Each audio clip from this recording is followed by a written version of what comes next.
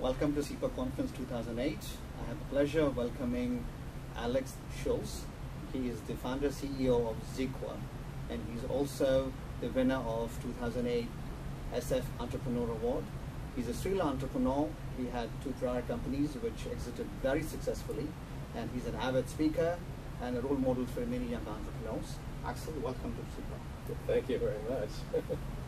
You know, you have a very interesting history. You came from Europe, you sell yourself in technology, you've been an entrepreneur twice before. I just wanted you to relate your experiences to face the current crisis. Oh, that's a loaded question. I mean, the current so-called recession, to me, and I haven't been in a big crisis before, so I have to admit I am not. But if you look at what's going on right now, there are 2 elements to me. One is the financial crisis, and there are certainly failures on the government in time supporting this or not supporting it. But when you look into how businesses at large run their companies and how they are relating to their customers, I mean, we all experience this. We call a company, there's an hello, and there is a okay, please watch this menu carefully because the selection has changed, and you go through a process of buying something and you feel they don't want you. I mean, that's where we all sit and say, why is it so complicated to buy a product? And so one of the areas we're talking about also on the SIPA conference today is social media. Is there are hundreds of millions of people organizing themselves kind of in social media, trying to find relevant product information, trying to find what is the truth on these marketing pitches, what is the so-called BS factor, what is actually a problem and what not. Tells me that there is a huge disconnect actually between the companies and the consumers, like me. And that disconnect is something which returns into a disloyalty. At the end of the day, we will face a recession. So we made a calculation the other day. It took me to buy a new product, it took me about a month to find the right kind of seller, the right kind of organization. It was very hard to dial through telephone lines, etc., etc. And then after this month, I was so frustrated, I delayed it another month until actually I purchased something. I found out through blogs and internet and so on, what is the best product, what is the price I have to pay. I actually went back, dictated the price, and this is what I pay, and so I made the deal. I have another friend who was actually purchasing a car recently, but the sales guy was so pushy and so kind of, oh, no, I don't want to deal with this person, that the purchase was delayed about 2 months. So now, if we do the math and we say, on average, let's assume, on average, purchases are delayed 1 month, just for the sake of the discussion, and this is across our society, across our business world. That translates to 8.33%, 1/12, in reduction of revenue. 8% reduction in an industry where we're thinking about increase, where we're thinking about growth, that is fundamental. That means recession. And if we're buying a new cell phone, we need to stand in line. Maybe if we buy a new video contract, we need to find out where. If we need to buy a new car, we shop around, it takes longer than ever. That means recession. So part of our recession, I actually believe, is a homegrown thing. We over-automated our businesses.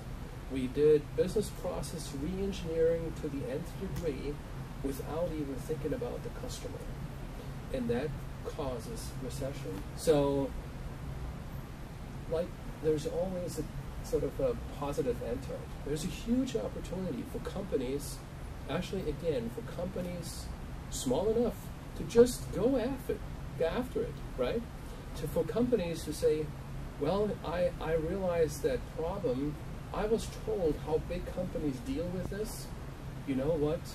I'm not longer following the big company kind of style. I focus on my customer. And if you focus on your customer, you can't go wrong. I mean, I believe that is something we can say. And so for smaller companies, mid-size, and actually even big companies, there's a huge opportunity in that downturn is just sit back, figure out what is wrong in your particular business, talk to the customers. I mean, for many people say, oh, we have too many customers, we can't talk to them. Well, here's the first problem. Who do you think, or which sectors in the industry are going to lead us, if there is any, out of this data? That's an interesting question. So naturally, we tend to believe that the high-tech industry is also the first to adapt new technologies, and that might very well be true. But we're building almost, right now we're building about every 6 hours a new community. So we're mass producing communities. And interestingly enough, they're from all areas of the industry.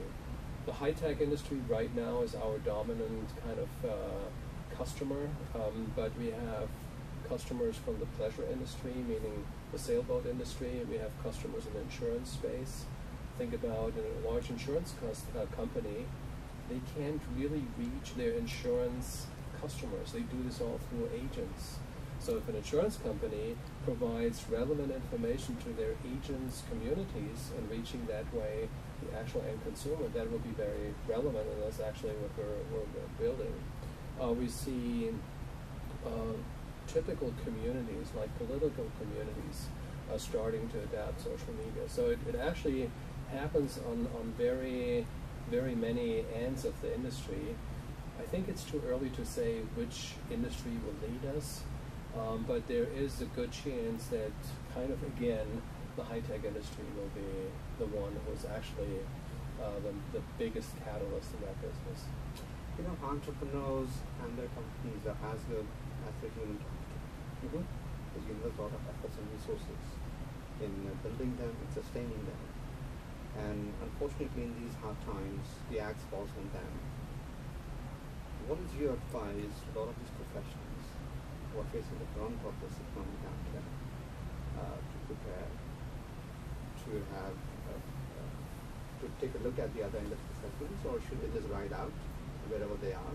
There are many scenarios playing out there. Yeah, what is your advice to them? So, my advice number one to pretty much anybody is don't listen to advice. In any crisis, the best advice comes from the heart. If you start stepping back, get calm, try to understand what the issues are, try to understand where you are in that crisis, and keep in mind what your big picture is, your vision is, and then reassemble it. It may need a change, it may need to be adjusted. But if you're out there and you want to start a business and you think, I won't get money, I won't get this, I don't get the resources, well, that may happen whether or not there's a crisis. But if you have a product or a service that is relevant to any industry, then do it. I mean, I've done it 7 times, and not all the times were easy, not all the times were like, oh yeah, it's a good time to start something. I started actually a high-tech company when the high-tech downturn was, but it was all about vision, it was all about the focus. I didn't listen to anybody who's saying you should or shouldn't, you should do this or should not do that. It was all about where do I want to be and why.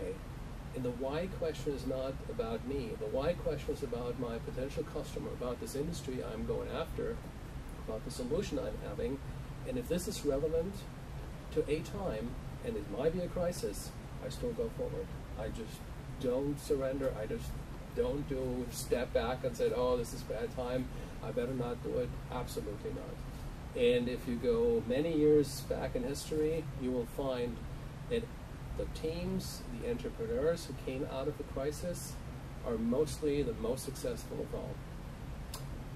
You said you should listen to advice, but I'm sure a lot of us will listen to advice. Thank you for sharing the time and appreciate it. Absolutely. Thank you, Mateen.